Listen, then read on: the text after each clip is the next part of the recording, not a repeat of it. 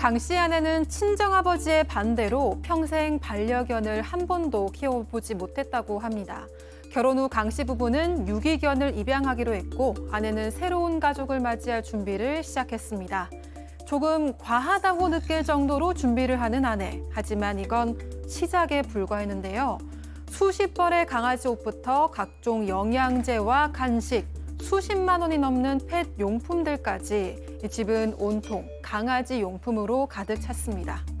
아내의 과도한 반려견 사랑으로 부부 갈등이 시작될 무렵 강 씨의 생일은 잊고 지나간 아내가 반려견의 생일상을 차리면서 부부는 크게 다퉜다고 하는데요.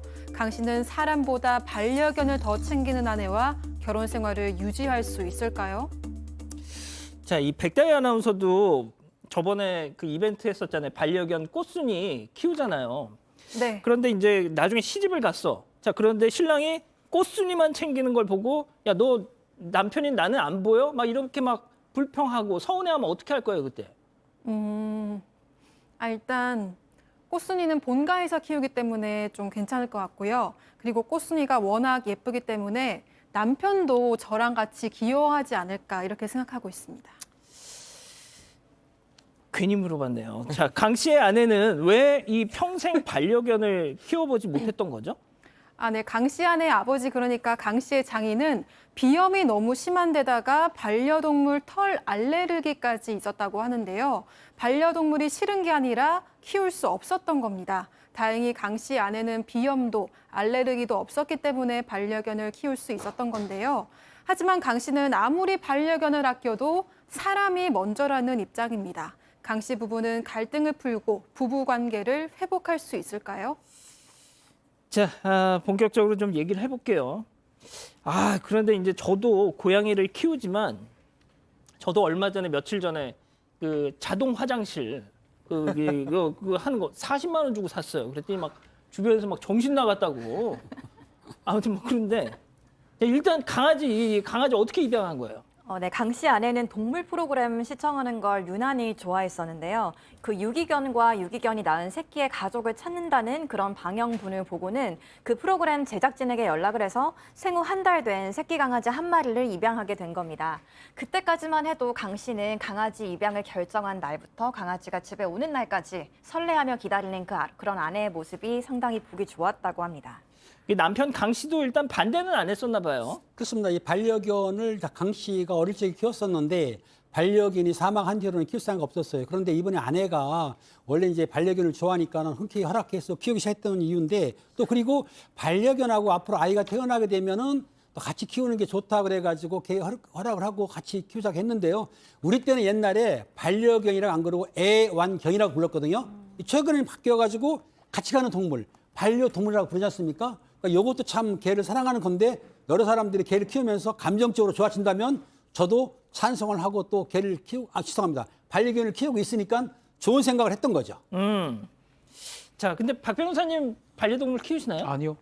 근데 이제 보통 이렇게 새 식구를 들이려면 그렇죠. 이것저것 준비할 거 많은데. 뭐 예컨대 뭐 사료라든지 뭐 화장실 아니면 밥 먹는 밥통 같은 거 여러 가지 준비를 좀 해야 되고 또 그리고 이제 반려견을 같이 안 있었던 이 남편 입장에서는 공부도 좀 했는 것 같아요. 뭐 주의도 듣고. 근데 눈에 띄었던 부분이 뭐냐면 이 아내가 이 동물 이제 반려견을 데리고 오면서 연애 때도 한 번도 그러진 않았는데 너무 행복해하는 모습을 보였다는 거예요. 이거는 개밥통이다. 뭐 이거는 뭐다 이러면서 그래서 남편이 이렇게 행복한 적이 있었나 하면서 좀 깜짝 놀랐다고 하네요. 그러니까 데이트할 때도 자기한테 안 데이트할 보여줬던 때는 반응을. 그 얘기 안 했던데 한 번도 안 했는데 개밥통이다. 그래서 뭐 이렇게 했는 것 같아요. 네. 자, 그러니까 승현님 이게 한마디로 이제 너무 과했다는 걸 지적하는 거잖아요. 네. 사실 이게 저도 이거 보면서 거의 저희 집에서 제가 이렇게 취급받는 느낌하고 비슷한 느낌이라서요. 저희 집에 서열은 우리 집에 강쥐, 우리 집에 반려견이 서열 1위인데 사실 남편의 그럼 입장에서는 승현님 몇 번째? 저 네 번째요. 강쥐, 저희 집사람, 저희 딸 그리고 저. 예. 예. 그래서 사실 그럴 것 같았어요. 예, 뭐 그거는 뭐 변하지 않는 이제 서열인데 사실 그 온통 강아지한테만 관심을 가지면 사실 제일 처음엔 좀 서럽죠. 특히 뭐 생일날 내 밥상은 차리지 않는데 우리 강지, 우리 반려견 생일을 챙기면 조금 마음이 답답할 수도 있고 저는 제일 처음에 이 부분이 정말 이렇게 마음에 와닿았는데 그 강쥐가 먹고 싶어 한다면서 그 강쥐 앞에서 반려견 앞에서 음식 못 먹게 하는 거 이거 일반적인 집에 있는 반려견 키우는 집의 일반적인 모습이거든요. 저도 그런데 저희 집 강쥐가 코를 골아요. 그런데 저희 집 강쥐 코 고는 건 아무도 싫어 안 하는데 제가 코를 골면 강쥐가 깬다고 그 반려견이 깬다고 저를 바깥에 나가서 자라라고 이야기하는 경우도 조금 있기 때문에 사실 그건 사랑하면 저도 저희 반려견을 사랑하기 때문에 기꺼이 하지만 또 그 생각이 조금 다른 분에게는 좀 섭섭하지 않았을까. 그래서 어떻게 보면 시간이 지나가면 지나갈수록 조금 더 섭섭함이 더 쌓여가는 듯하게 보입니다. 제가 아까도 뭐 저희 고양이 그걸 샀다 그랬잖아요. 진짜 엄청나게 사는 분들은 사세요. 네, 일단 먹이는 것부터 이제 굉장히 신경을 쓰시는 분들이 많은데요. 그 건강하고 날씬한 강아지를 키우기 위해서 유기농 비건 사료와 간식을 사고 강아지용 유산균, 뭐 멀티비타민, 또 눈 건강을 위한 루테인까지 이렇게 챙겨 먹이기도 합니다. 강신의 냉장고도 점점 강아지 사료와 간식으로 채워져 갔고 부엌 수납장까지 강아지 간식과 영양제로 가득 차게 됐다고 하는데요. 강씨 입장에서는 먹는 거 챙겨주는 건 그나마 이해할 만했는데 강아지 옷이 너무 많아져서 따로 옷장 하나를 사야 될 정도가 되자 아예 드레스룸을 만들어 주더니 강아지 전용 TV에 드라이기, 애견 드라이룸까지 수십만 원을 주고 샀다고 합니다. 자, 팀장님. 그런데 이제 부부 싸움이 딱 그 발단이 된 사건은 따로 있었죠. 그렇습니다. 그 시가로 가게 한 날이 주말이었는데 그날이 공교롭게도 이 반려견의 생일이었던 겁니다. 그러니까 이제 시부모한테 얘기를 한 거예요. 오늘이 반려견 생일이니까 파티를 해주자. 그러니까 시부모들도 볼 때는 그 반려견을 좋아하니까 하자 그래가지고 그 반려견한테 케이크도 사고 또 수제 무슨 먹는 게 있는가 봐요. 그렇죠. 그 맛있게 먹고 간식도 있더라고요. 그렇게 해가지고 생일상을 거하게 차려줬는데 너무 거하게 생각을 했지만 시부모도 아이고 며느리가 귀하게 또 반려견하고 잘 지내니까 귀엽다면서 봐줬는데 문제는 이 며느리가 남편의 생일을 깜빡했던 겁니다. 그러니까 강아지한테는 생일상을 차려주면서 수십만 원 지금 썼는데 모자까지 씌웠어 지금. 씌운 거죠. 그러니까 예. 사람이 먼저고 반려견이 두 번째라는 생각을 못하고 승희엄님처럼 선물이 밀렸다며요. 이거는 아니죠. 아닙니다. 이거는.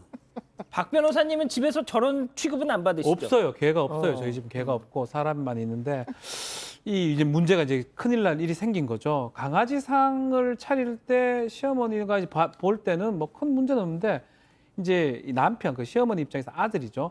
예. 아들의 생일 때 며느리가 불편할 것 같아서 용돈을 지어줬어요. 용돈 주면서 우리 아들 뭐 생일 뭐 상도 좀 차려주고 미역국도 끓여주고 미역국도 끓여주고 해래가 예 어머니 감사합니다. 돈을 받았어요.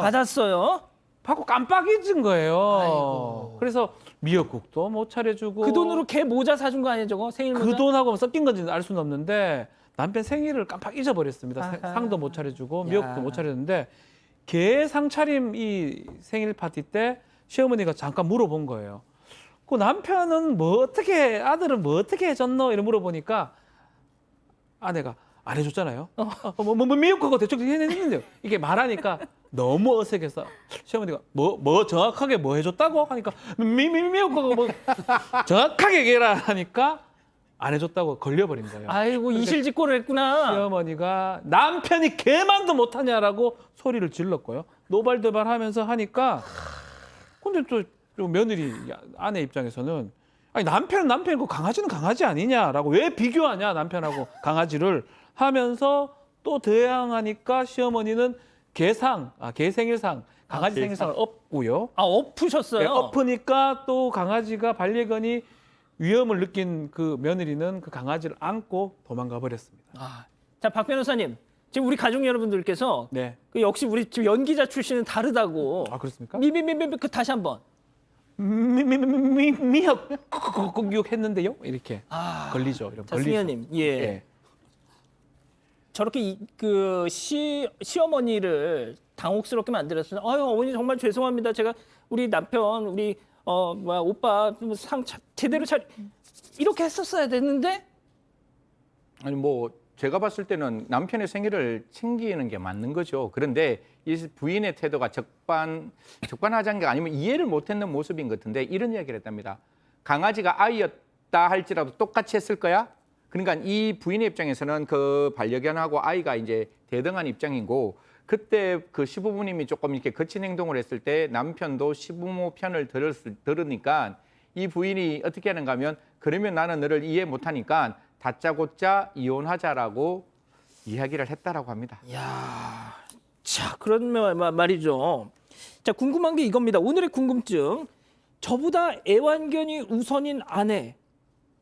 내가 이혼하자고 얘기를 해도 지금 될까 말까 한 판인데 아내가 되레 이혼하자고 한다. 자, 박 변호사님.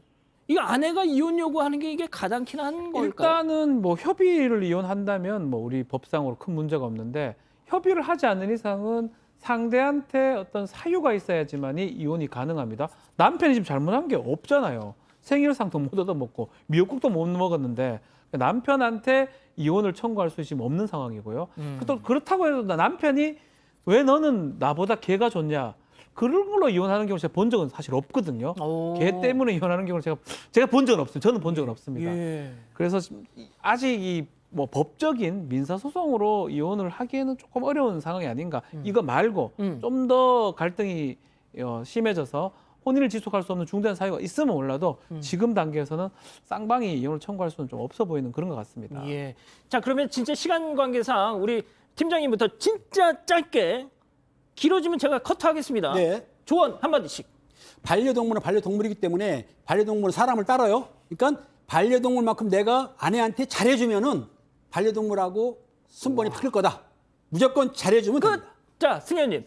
반려동물이 우리한테 줄 수 있는 기쁨이 있어요. 그러니까 그 남편분도 반려동물이 저녁에 퇴근했을 때 그 반려견이 우리에게 해주는 기쁨 김 기자. 생각하면 김 기자. 끝.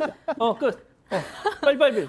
과유불급, 동물을 사랑하는 마음도 상식선에서 하는 게 좋겠다고 말씀하셨습니다. 알겠습니다. 자, 박 변호사님. 사람이 먼저다. 미역국이 먼저다. 미역국은 꼭 해주세요. 알겠습니다. 맛있어요. 예, 좋습니다.